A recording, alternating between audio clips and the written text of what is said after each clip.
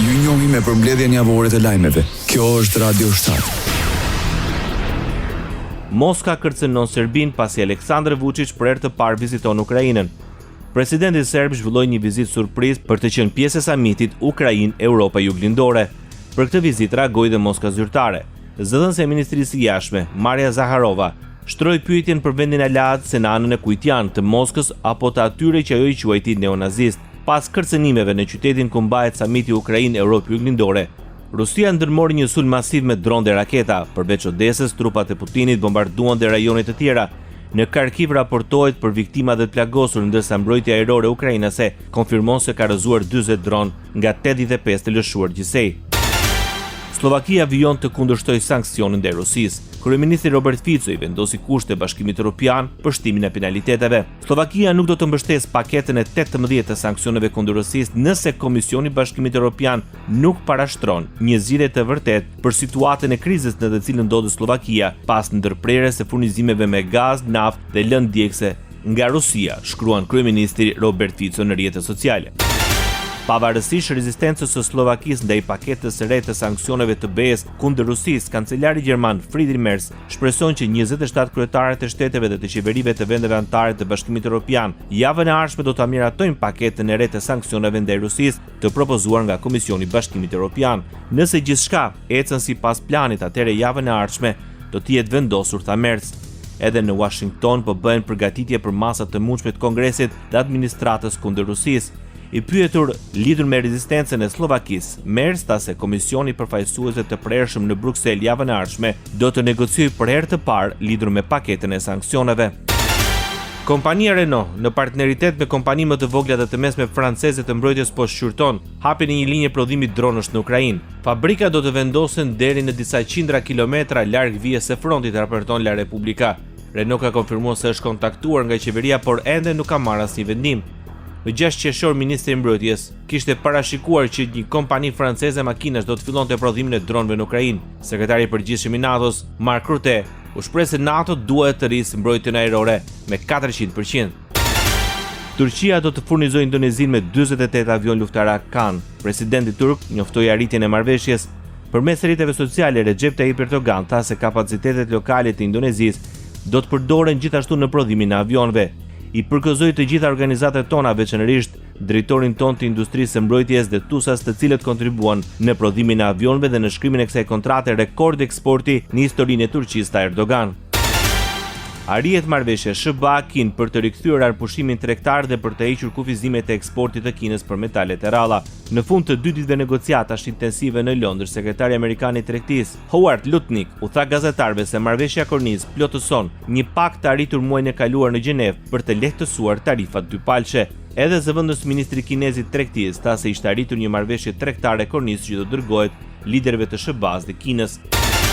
Irani kërcënon Shtetet e Bashkuara. Paralajmëron se do të shënjestrojë bazat ushtarake amerikane në rajon nëse shpërthen konflikti. Të gjitha bazat e saj janë brenda mundësive tona, ne kemi qasin në to dhe pa hezitim do t'i shënjestrojmë të gjitha ato në vendet pritse, tha ministri i mbrojtjes i Iranit në përgjigje të kërcënimeve të SBA-s për veprime ushtarake nëse bisedimet dështojnë. Trump kishte shprehur më parë optimizëm për bisedimet, duke thënë gjatë një turneu në Gjirin Persik muajin e kaluar se Washingtoni po i afroi sigurimin e një marrëveshje. Por në një intervistë të botuar të mërkurën, Trump tha se tani ishte më pak i bindur. Mes tensioneve në rritje, një zyrtar amerikan tha se nivelet e stafit në ambasadën në Irak po reduktoheshin për shkak të shqetësimeve të sigurisë, ndërsa operacionet tregtare detare të Mbretërisë së Bashkuar, të drejtuara nga Marina Britanike, këshilluan anijet të kalonin me kujdes nëpërmjet Gjirit Persik. Një aksident ajror tronditi Indinë. Një avion pasagjerësh i Air India u rrëzua në aeroportin Ahmedabad, një qytet në Indinë Perëndimore. Në bordin e tij mendohet se ishin rreth 242 persona, 169 pasagjerë indian, 53 britanik, një kanadez dhe 7 portugez. Sipas mediave lokale, rrëzimi ndodhi gjatë ngritjes. Avioni Boeing 777 mori një lartësire 200 metra, por më pas humbi kontrollin e ngritjes dhe forcën në rrethana ende të panjohura dhe nisi uljen progresive deri në rënien mbi godinat e banuara dhe shpërthimin në tym dhe flak. Pamjet tregonin Renaultja që digjeshin me tym të dendur që ngrihen në qiell mbi aeroport, informon La Repubblica. Në dukje mjeti fluturues nuk dha shenja të humbjes së ekuilibrit aerodinamik apo turbulencë në motor dhe trup, teksa mbeten mister shkaqjet e rrëzimit tragjik. Të paktën 49 persona ndruan jetë në Afrikën e Jugut pasi shira të rrëmbyeshëm shkaktuan përmbytje të mëdha në provincën e Kepit Lindor. Rajoni kryesisht rural, i cili shtrihet nga Oqeani Indian në malet e larta të brendshme, u godit nga shira të rrëmbyeshëm dhe borxhi nga fundjava. Pjesa më e madhe e Afrikës së Jugut është përfshirë nga rreshtet të rrëmbyeshme shiu dhe kushtet të ftohta ekstreme. Nuk kemi parë kur këtë lloj kombinimi të borës dhe shirave të rrëmbyeshëm në dimër njëkohësisht, u tha gazetarëve kryeministri i Kepit Lindor, Lubabalo Oscar Mabuyan. Midis atyre që humbën jetën ishin 4 fëmijë në një minibus shkolle që u rrëmbyen nga ujërat, thanë autoritetet provinciale.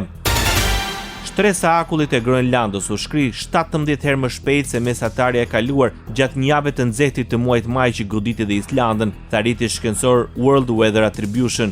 Rajoni Arktikut është në vijën e parë të ngrohjes globale, duke ngrohur 4 herë më shpejt se pjesa tjetër e planetit që nga viti 1979, sipas një studimi të vitit 2022 në revistën shkencore Nature. Në muajin maj, 94% e stacioneve meteorologjike të Islandës regjistruan temperatura rekord sipas Institutit Meteorologjik të vendit. Në Island, temperaturat e kaloi 26 gradë Celsius më 15 maj, e pa parë për atë kohë të vitit në shekullin subarktik. Në Groenlandën lindore, dita më e nxehtë gjatë valës së të nxehtit ishte 3.9 gradë Celsius më ngrohtë krahasuar me klimën paraindustriale. Sport. Portugalia është fituese National League për herë të dytë në histori. Ajo triumfoi ndaj Spanjës në një finale emocionuese. E agora ali grande confusão, gol. Ainda Nuno Mendes, o remate, gol! 120 minutat përfunduan 2-2 ndërsa për fituesin u nevojitën penaltit. Të parët realizuan spanjollët me Zubi Medin, ndërsa u përgjigj Mendes. Luizianët nuk u dorëzuan dhe vendosën ekuilibrat me Ronaldon. Pavarësisht rasteve nuk pati gol deri në fund. Ndeshja përfundoi me penalti nga pika e bardhë më të saktë u treguan portugezët, të cilët festuan pas një suksesi të rëndësishëm.